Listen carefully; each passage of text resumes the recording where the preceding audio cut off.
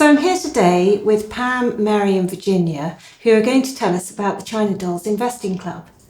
They've achieved an investment return of 105% from 2010 to 2020, and they were first recognised by the Share Centre for their outstanding results as an investment club in 2018, when their return was an all-time high of 121%. Ladies, thanks very much indeed for letting us join you here today. So tell us a little bit about the background of China Dolls, how you formed and why you formed. Well, we formed back in 2000, so 20 years ago now. It was just quite a few of us had been in Ladies' Circle and were members of Tangent, and we were having a Chinese meal, hence the name. It seems a bit daft now, but that's how we got to the name. And we were all quite interested in learning a little bit more about investing, but didn't know quite how to do it or how we went about it. So we did a bit of research. We contacted ProShare. We bought the manual and we followed it to the letter on how to set up your investment club. Tremendous. And then you got seen by Share Centre because of your fantastic performance. Well, that was some 18 years later. Yes, we started off with a stockbroker, but then we went online with Barclays, and then Barclays moved us to the Share Centre because I think the Share Centre are quite happy to manage portfolios for investment clubs, and Barclays obviously was no longer interested, and we've been with the Share Centre ever since. And how many are in the group? There are obviously 3 of you here, so how big is the group? So we're 9. We started as 9 and very quickly grew to about 14. But over the years we've had a death. Somebody's moved away. There were a few people who felt it wasn't really for them. But we've been 9 for over 10 years now, I would say. Yes, and basically we're the original people who got together to form the investment club because we really wanted to continue to see each other on a regular basis because we're all friends. So nothing to do with making money at all. It was just something that an alternative to a book club. Yes, that's a good way of putting it. And then you got this fantastic performance. So did it make you all think we should be managing our own money? And did you independently start thinking, I'm going to do this on my own? I had done some before. We had money with one of the investment platforms, which they were managing, but I started doing a small amount for myself. Reflecting the same success? I've made a profit, not as much as China Dolls. Again, it's a smaller portfolio, so it's not terribly surprising. And I have put a fair amount of mine as in AIM shares on that. And I've got a few of the big names, like Diageo, that sort of level, and some investment trusts to cover. Equally, I had some of Neil Woodford's stuff. Most of which I got out 2 months before it closed. Well done. Well done. Luck. Pure luck. Well, I'm completely the opposite. I can't bear the pressure. And you enjoy the investing club because the pressure is taken off? Absolutely, yes. We can be much more adventurous, aren't we? Because we've got quite a lot invested. But and you make decisions on that, or is that your husband? No, I do. He used to work for stockbrokers, but as a result, he used to work in a private clients department and found it terribly pressurised and doesn't want anything to do with any decisions. But we're mainly in investment trusts and unit trusts. I don't have many individual shareholdings, which is the beauty of the club, is that we can be quite adventurous, and some do pan, but we have had quite a few successes. And what about friends and family? Have they been impressed by your performance, and do they now want to start investing, or are they very sceptical? Or I don't think we have any family that poo-poo what we do now. No. Not now. No, they all take an interest in what we do, and we have quite a few people who've asked if they could join. But we've been going together so long now, and 9 is a manageable number. Nice number. Effectively, for the meetings, we're 8 because one member lives in Ireland. So talk us through your process. How does shares come on your radar, and then what criteria are you looking for once you've decided that this is an interesting one? I suppose reading the press, and for most of us, it's just the daily newspapers and the weekend ones, which tend to have a bit more. Which do you like most? Well, we get the Times and the Telegraph, so those are what I look at. We seem to cover quite a... You get the Times, I get the Telegraph, and I read the mail at the gym. I get the mail with Waitrose when I go down there. So and they're pretty good. But none of us get the Financial Times. No. But we also, I mean, my investments are with Hargreaves Lansdown, so there's quite a few tips from that. The Share Centre has quite a lot of information, and we still also use the II site to get information. And the individual companies' own websites. Yes, but that's usually after we've seen something we might be interested in, isn't it? I don't look at the individual sites unless we've either discussed something or it's something I might bring to the table. So once you're looking at either the company's site or looking at going into the detail, it's come on your radar. What are you looking for? Well, I'm the treasurer. I stress the importance of dividends, which I think we've all learned. I mean, some months we'll get more in dividends than we do. We put in £40 each a month. But some months we can get more than that in dividends. So, they're an important So what percentage part. of dividend do you want on any holding? Well, a lot of the AIM shares, of course, we've got nothing. Yeah. But, something like Diageo gives us we bought it at a lower price. So it was giving us just over 3% when we bought it. And that's quite a good return, really. To be honest, most dividends are more than anywhere else you could get. I mean, cash would not gain anything like that amount of interest now. But we also pick up shares, don't we, from locally. I mean, that's how we found ASOS, that's how we found Fevertree. Yes, I suppose HomeServe we've done quite well on, haven't we? And we also, ToroTrack and Kinetic, which we've had a local firm, so we did at one point look at local firms. I look to see if companies got room to progress. Yes. I wouldn't want to put money into a product that has only one product. It's got to move forward. And also, if you look at the previous track record, if the share price stayed the same for the last 3 to 5 years, it doesn't sound like the one that you want to put your money into. I think it's like an investment club in itself is an investment. It needs to make money. So all of the companies you invest in are things that, like Fevertree, you can see tonic water, you've got an idea whether that's going to sell or not. If it's sort of sprockets and components and something that you have no expertise in, would you avoid that? Not necessarily, because ToroTrack was a new sort of gearing mechanism, which didn't take off while we had it, which was why we sold it. It did better again a few years ago. Oh, right. And applied graphene graphite was a very interesting product that was going into a lot of components. So that should have moved. Yeah. None of us smoke cannabis that I know, but we were very keen on GW Pharmaceuticals. We held that for a long time before it came really good for us in the end, because the cannabis was grown in Dorset. We never knew where, but it was a Dorset farm, and so we hung in there. And in the end, and it's still progressing on the American stock market. Yes, we had to sell. We were bought out by them effectively. We only invest in shares on the London Stock Exchange. And while we might invest in cannabis, not in cigarettes. So what won't you invest in? Arms? It's never really come up. We've never had we are in oil, and we haven't. Our oil shares have really tanked. We have just had recently. several mining shares in the past, Yes. be it mining diamonds or gold. We're in BHP. We have BHP now, and of course they had the disaster with the dam.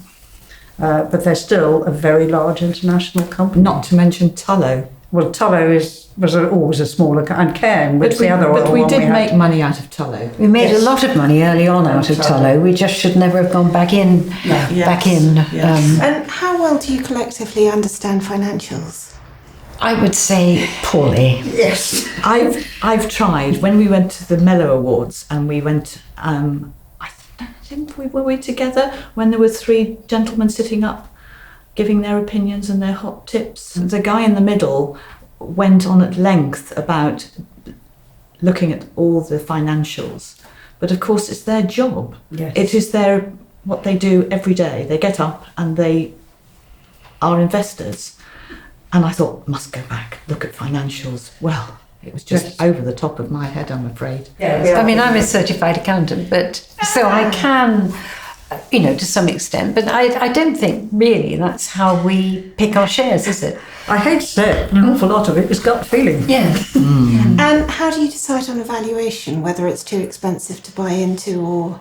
Well, that's interesting because I always think you shouldn't take any account of the value, the price of the share. I mean, we're putting in, when we started, we would invest £500 in a share, but now, I mean, our benchmark is about 2,000, and then we may top it up if we Which you like said the is share. about 2% of the portfolio. Yes. If it's a name share, we'll often just go for 1,000. And keep an eye. Okay, we do watch.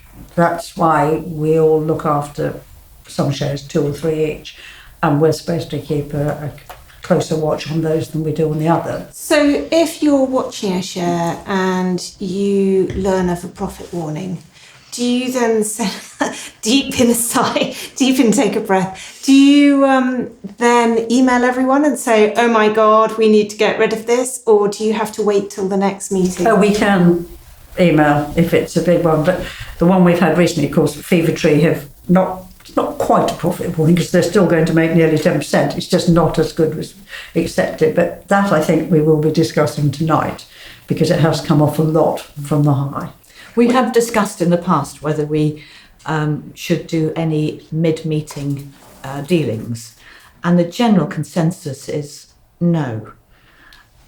But I think we have maybe in I think we've done it twice. Yes. That's all. We're very reluctant to do it because quite often it's a gut reaction, and shares can usually bounce back a little bit.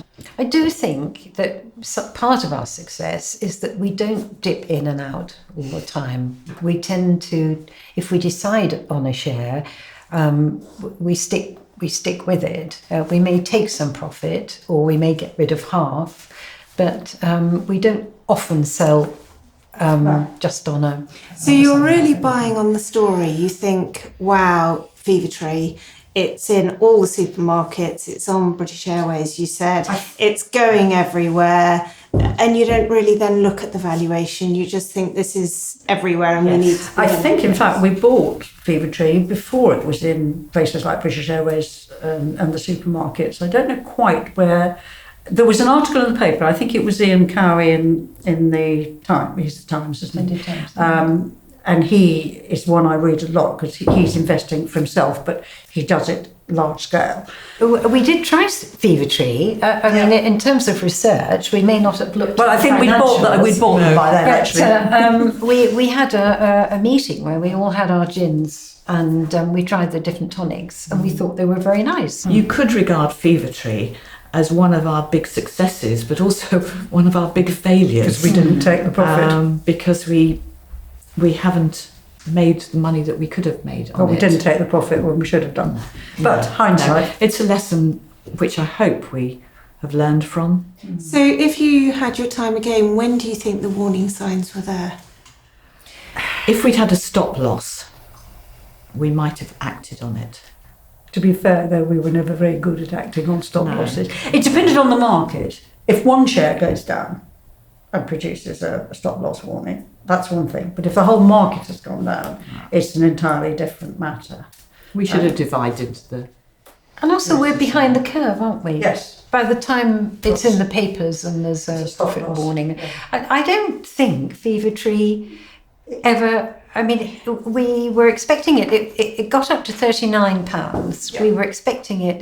Had been forecast to hit 40, and I think We then would have gone at that point, we would have sold not all of it, Yeah, but certainly half of a it. chunk. And then it dropped fairly quickly. And we still like the share. Yeah. I still think it's a good share. It's gone into America, and it's gone quite successfully into America, and it's still making profits. Yeah. It's just fallen a little bit below the market expectations. So it probably will. We've still made 175% on it now, as of Pam's valuation today. What price did you get in at? I think we got in very low. I think it. I've got to think. £2. Yes, we bought it at £2. So we can't really complain. It's lying just under £15 now, but I mean it did go up to 39. And you're going to carry on holding. You like American? I think we will. We're not going to. We did say that if it goes up to 20, we will sell half. And that decision is in a minute. Tonight, then, if It's we not discuss, here. well, she's not here, but she's already told me she doesn't. I've got her email. But we've gone into other shares at low prices Yes, as well. We have. If you take Genus, which has been a star share of ours, and we What does it do? And this was a gut. Do you know, I'll tell you the story. Genus is an agricultural sort of company that produce bull semen. Artificial insemination originally of cows. And they people spend a lot of money on a small amount of semen to impregnate their cows, and we bought it a long time ago, where their biggest cow bull, Excuse me, bull, Virginia. was called Piston Shottle. And that was just one of those. We silly have a ones. fabulous photo of him. We tried to go and visit him, didn't we? I followed Genus share for a long time, and it was a great share to come to the meeting with, because there would be the addition of another bull with another fancied name, and then pigs. Prawns, I think, at one Yeah, point. prawns are They nice. don't do prawns anymore. Don't think. But we bought in at a very low price. We bought in in 2007 at £6, £6. and then we sold in 2012 at £14, and we've bought back in again. We 3 bought years back in ago. again, and it's today. And It's at about 31 pounds. And how do you decide to sell? When's Again, it's discussion. We don't want to get caught again, though, do we? No. So it could be that tonight Genus might go bite again. the dust. and why would that be? There has been a little bit of negative press, Yes. actually. We discussed it last month. And also the possibility of the stock market having a bit of a crisis looming. So So, I mean, you've been investing since 2000. Did you suffer with 2000 to 2003 and then suffer again in 2008 and then suffer obviously in November, December 2018? You know, how have you weathered the difficult times as well as the good times? I suppose we've ridden them out. We haven't sold en masse. We didn't really do very well for the first 7 years.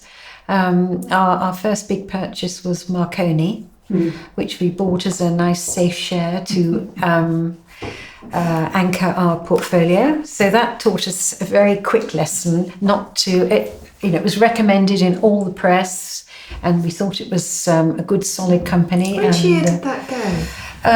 It went fairly quickly after Was we it bought it. in the I end? would say about 2 years. In the end, it went over the space of about 6 weeks, didn't it? From being one of the top tipped companies to being. In fact, I don't even think it was because Hazel came in and we'd already lost all our money on Marconi. So I think we literally bought it and lost it within a matter. And you all stayed friends and it didn't cause... Yes, no, we do. It doesn't have this matter. We've policy, all produced things that have turned out to be dogs. most of us forget. Nobody comes in really contrite and saying, "Oh, I'm really sorry." No, we do have this thing that you can't bask in glory if you've recommended a really good share, and equally you don't get pilloried if you've. And we were all very keen. That's right, and we've had certain shares for a long time. Yeah. And if you monitor the same share, as in me with Genus, over a long time, you do get a bit fed up with it, really. So I passed Genus on a few months ago to one of my friends here, and it instantly shot up. So I now have the bit of a reputation that if I get bored with a share, I'll just give it to somebody else and it'll succeed, you know. GlaxoSmithKline was your favourite. Virginia had that, and she was absolutely bored out of her mind. Well, even the press say it's a boring share. But it's a very safe share, and it produces a fairly reasonable dividend. No, well, we haven't, but we've sold. I know we haven't got any at the moment, but we did keep it for a long time. What I'd like to know, you know, there's the top 100 shares. We've got something like 9 of our shares are in the top 100. Maybe it's the time this year to actually go with the top 100 if we're going through a sticky period or about to approach a sticky period. You mean we'll need to go to something a little bit safer. Get rid of our own shares. But we've never done that, have we? We rode the recessions relatively well, and then we did extremely well going up to 2018. That was our sort of peak time, and we've come off a little bit, and we've caught a cold the last few months because we've been in oil shares. I mean, Hurricane, which was doing great things for us, has panned. But I've got a cutting for the meeting tonight, which says, you know, it's been oversold. There's no reason. And they're still calling it Hargreaves Lansdown, and the share centre is still saying buy. And when you reach a point where you've made so much loss, because we've got relatively small amounts invested, there's not much point in selling. You might just as well hold on to When something. you say so much loss, what percentage? Well, loss would it be? if we're 60% down, and the shares are worth and the shares are not hundreds, worth, right? yes, we just ride it and Just as I've got this in front of me, with Tullow Oil, we have lost pretty nearly 80% of the money, and we've got just under £500 left in it. So is it actually worth selling that? It might come back up. The other thing about selling, of course, is there's no point in keeping cash in the account. We've got to have something else sensible, particularly if we're taking profit. We've got to have something else sensible to put the money into. So can we have a sneak preview on what you might be looking at this evening? Oh, we have some suggestions. Hannah, I think, have the same one. Well, we both follow Ian Cowie in the Sunday Times. And because the minute he recommends a share, it shoots up. And then did you see he put a little rider in the following week, which said he's aware of this and it has shot up. And he was actually saying, unless you're now going to hold it long term, he's not. I still think it. Anyway, I'm going to recommend it, and I can tell you all about fuel cells. So it's ITM Power, and we held it way back. And we did quite well on it, and then we sold it. And you sold it because it wasn't going anywhere very far. Oh, we made a little bit. I mean, I think in the end, at one point, I'm not sure that they didn't buy everything back, because I'm sure I had some and we had to sell them. But that could be me misremembering, because there were a couple of shares around that time. So ITM, we bought it first in 2006 for £1.97. And we sold it in 2008 for 45p. So we caught a bit of a cold with that. If we'd kept it, however. If we'd kept it, well, it still wouldn't have been up to what we bought it for in 2006. But it's hydrogen, isn't it? Yes, I've researched that. A few years back, we actually looked. There's some boat manufacturers started using hydrogen cells for electricity on boats. We looked into it a bit then, so it was something that I picked up partly because of that, and also, as Pam says, both of us follow Ian Cowie in the Sunday Times. Well, I'm going to suggest that we put money into one of our existing shares. And funnily enough, this morning in the paper, there was an article which said that when the times are hard, families put their money into, number one, the children, number two, their pets, and number three, the parents. So this was promoting pets at home. Depends how much we've got to spend. It does. And will that depend on how much you're selling? Yes. So we go through first of all and decide, we all give our report on our shares, and then we finish up with a hold, sell, buy more. This is on existing shares, Existing which shares. you all have distributed evenly between you, the portfolio, Yes, we all and you all then... bring a report on what we've got. Okay. And we go through a set format, apologies, minutes. Pam does a report, then we do current investments, and then investigative research, then a discussion, then decisions, and then any other business. So it follows that formula. So everybody knows what's coming and where they're going to get a chance to say something. We've been looking at a share called Agronomics for about 3 months. I still don't think we'll buy into it. We of course, Beyond Meat, everybody's heard about, but that's on the American market, and we don't want to buy anything in dollars. And Agronomics is it's based in the Isle of Man, and it is a similar but much more small scale, and it's been a little bit volatile. Doesn't seem to be going. No, we first looked at it about 6 months ago. What market cap does it have? Now, there's a question. I can tell you the price. It was 7p. It went up to 9p and then 11p. Do you know the back to revenue? 7.5. It's not made a profit yet. It is very small. But you like it because you like the sector and you think that it's a growth area. Yes. So that absolute. And Ian Cowie was talking. He doesn't actually mention it, I don't think, in this article, but that's how we picked it up first of all. So that just shows you that I haven't done full research on it, but we have been watching the share price.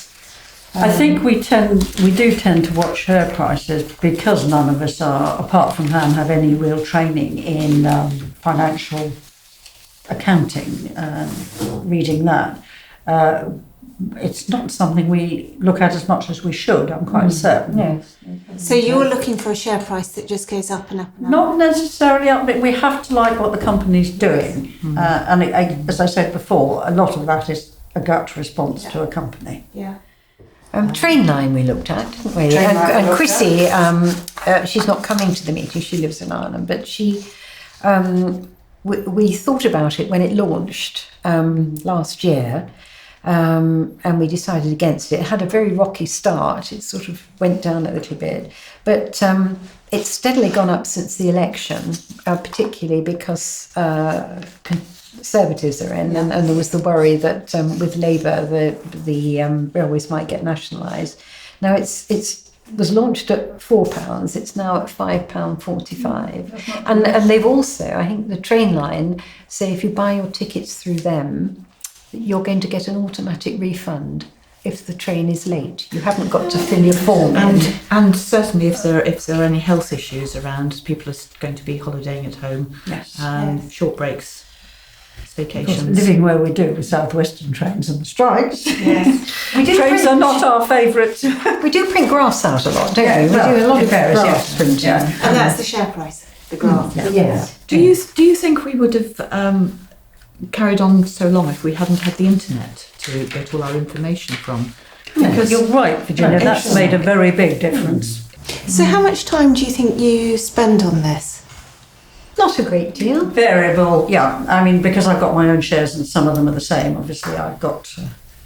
We all do our little reports. Yes. We do what we call our homework. Yes. And that generally happens during our meetings are always on a Wednesday. So around about Monday, start thinking about doing the homework. But during the previous month, of course, the sections in the newspapers are always being ripped out and and the share price is only one press of the button away. Yes. And you Yeah. can see the trend, you Yeah. can see what's going on. And as Pam said, with Hargreaves Lansdown, they often send stuff out for shares to watch, and I get updates on any shares I've got with them. So where they overlap, obviously, I So get time wise, for me, probably about a quarter of an hour a day, if that. And then to do my homework, I probably take about a few hours. And the valuation, I use the ProShare valuation tool, and so we produce a report each month, and the software does it all, Does the rest. really. And buying and selling is very easy after the meeting. You do that. Yes, if I'm away, Virginia does it. But between us, the two, you can't, as an investment club, you have to have two nominated holders for the shares. So we're the nominated holders. So either of us can do the dealing. Okay. And of course, we all have to be cleared. And when we changed to the share centre, we had to do it all over again, didn't we? Yes. The money laundering information, Yes, send all our. send all the details and things. And why do you think there aren't many, or there are much fewer women investors than there are men investors? Well, do we know? We don't We know. happen to know. I mean, I did. I was in an investment club at university. I had an inkling of how they worked, but And did you start investing from there on? no, because in those days I had no money because we've got mortgage, children, school fees, and I suppose it's only in retirement when you've got lump sums and you can't get anything if you put it in the bank or cash ISA. So that's when I started investing again. I would agree with Pam. It wasn't until we retired when we had lump sums, both my husband and I, when we retired.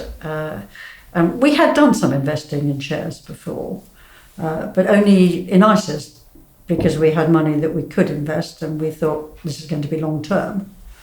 So we started probably in our 50s, but definitely more after we retired.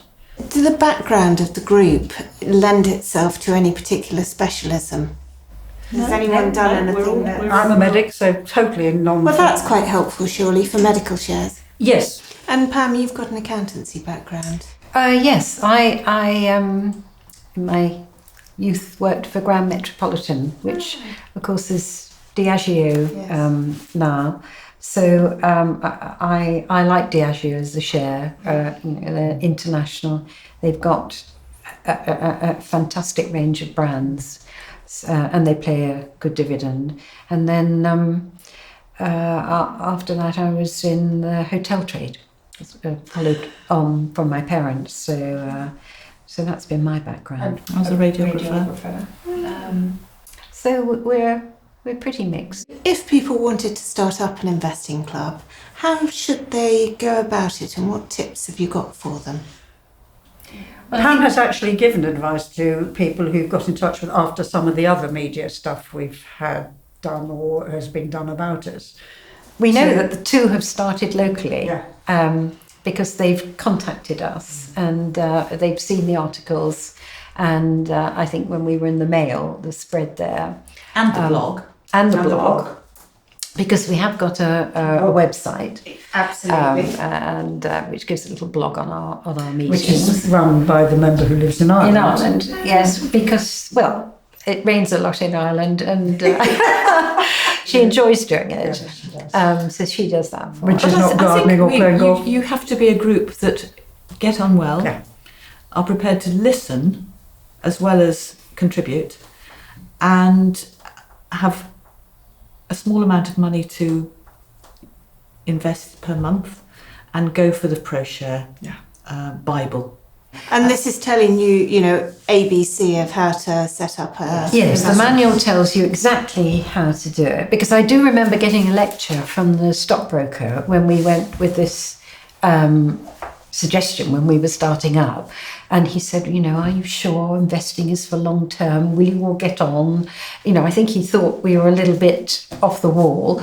But you do need the ProShare manual, and it stresses everything that you must do. We've done everything by the So you book. use ProShare, and then you can go with whatever broker you want to. Yes. After the stockbroker, about 5-6 years in, we went online because dealing then was much cheaper. And they didn't really want to go on doing investment clubs, did they? No. They didn't. Oh, well, Barclays, And then Barclays didn't. pushed us on to the Share Centre.